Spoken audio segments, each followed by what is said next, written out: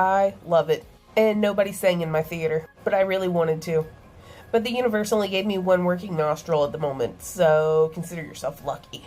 Also, I'm going again. Probably Tuesday when it's $5. Anyway, welcome back. And once again, thank you for trusting me with your full spoiler movie reviews. That thing I do where I watch movies and then I tell you all about them. As always, I am unpaid and unsponsored. And spoilers. Spoilers, all the spoilers. If you don't want spoilers, you can go ahead and scroll. I won't be offended. Spoilers. Okay, here we go. This is the very long-awaited Wicked, an adaptation of the Broadway play. Now, if you know nothing about Wicked, so it's about all the witches in the land of Oz, from The Wizard of Oz. You know that movie back from the 30s where the girl was in the house and then it landed on top of a witch with ruby slippers and then she ended up with ruby slippers.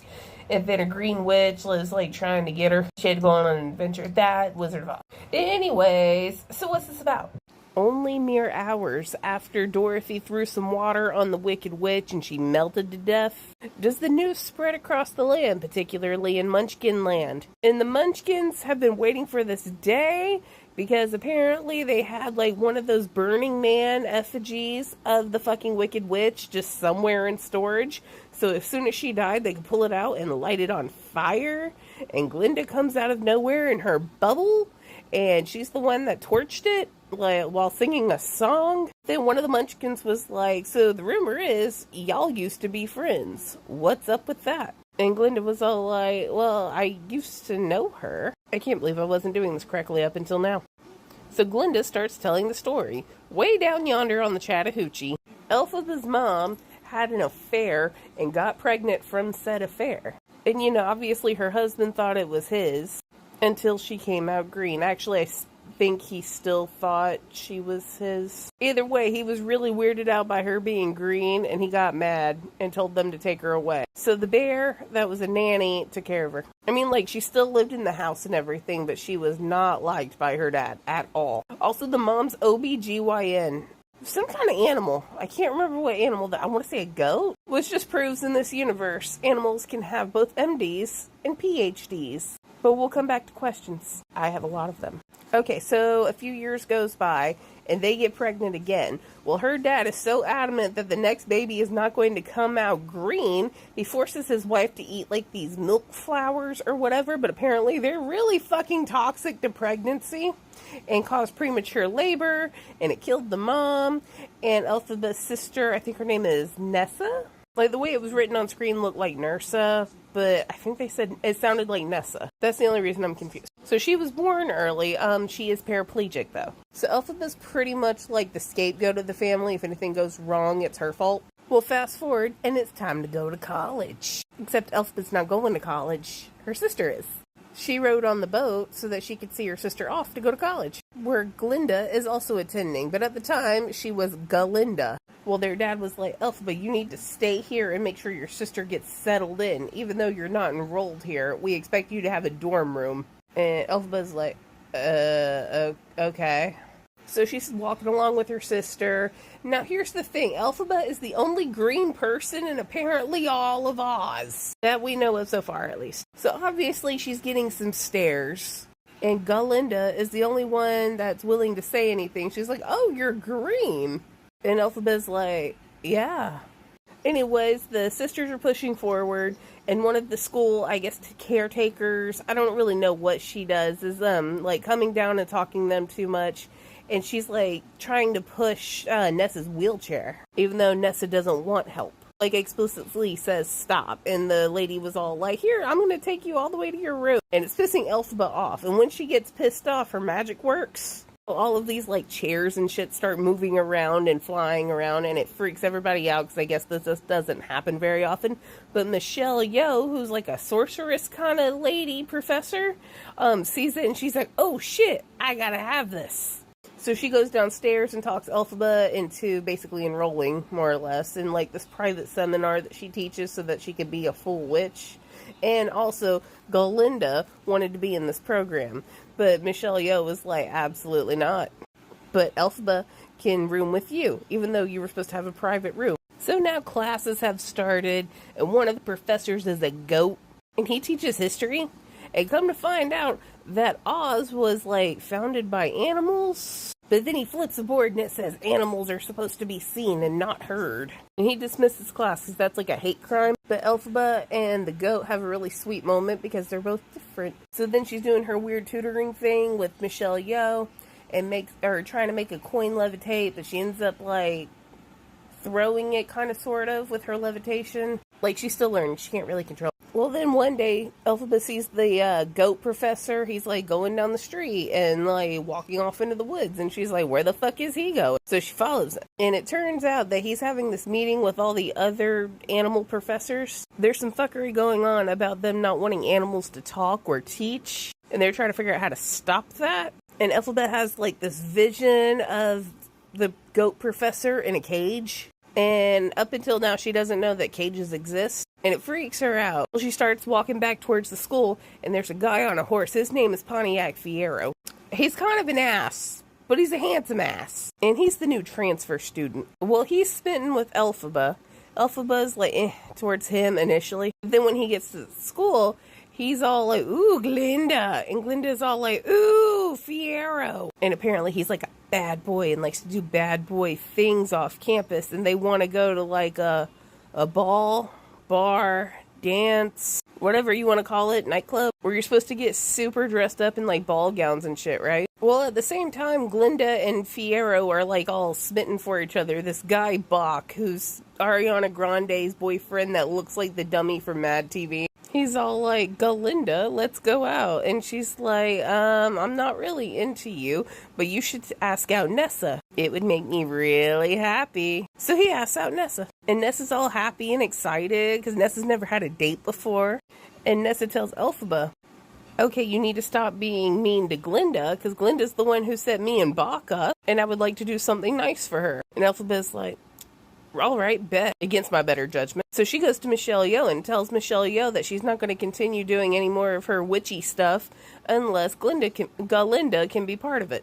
So Michelle Yeoh gives her a wand, and now she's part of it. So Michelle Yeoh and Galinda end up at this bar ball thing, and Michelle Yeoh tells Galinda what Elphaba has done, and then Elphaba shows up. She's in all black, and she's wearing this hat that Galinda like told her would be really cute on her, even though they were actually making fun of it, and everybody's laughing at her, and then she starts doing a weird dance and everybody's laughing more. But Galinda was so touched by what Elphaba did for her about the whole magic thing that she starts dancing with her, and then everybody starts dancing with her, and she has some new confidence and a new friend, a best friend at that. And so Galinda does a makeover, and she's gonna make her popular.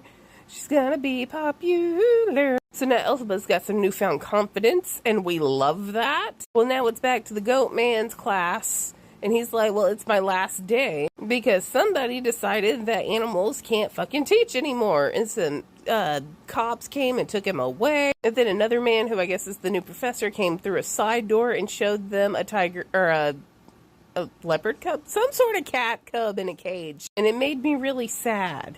Well, Elphaba is so pissed off by this that her magic light lifts up her bouquet of poppies and puts everybody to sleep except her and Fiero. And the two of them get the kitty cat out of the cage and takes him to the forest. And there's like a little kind of spark there, but not really. Well, Michelle Yeoh sees everybody asleep from the poppies because the poppies are just kind of like levitating. And she writes to the wizard, and the wizard responds and invites Elphaba to go to the Emerald City. And Elphaba doesn't want to go without Galinda, because Galinda was sweet back to her. Also, by this point, Galinda changed her name to Glinda because the goat professor couldn't pronounce Galinda. It was the whole thing. Anyways, they get there, they get manicures, they watch some sort of show about this, I think it's called the Grimsley book. It's some sort of like spellcasting book. And who is singing it? That would be Idina Menzel and Kristen Chenoweth.